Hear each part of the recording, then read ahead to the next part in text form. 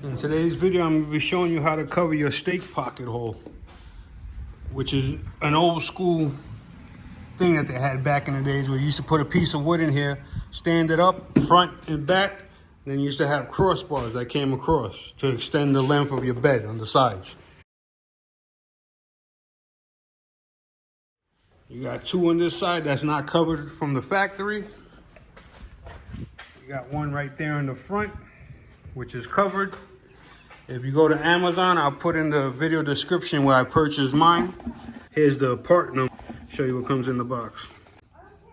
This is what you get when you open the box. You get two of them. Nothing else. Just packing.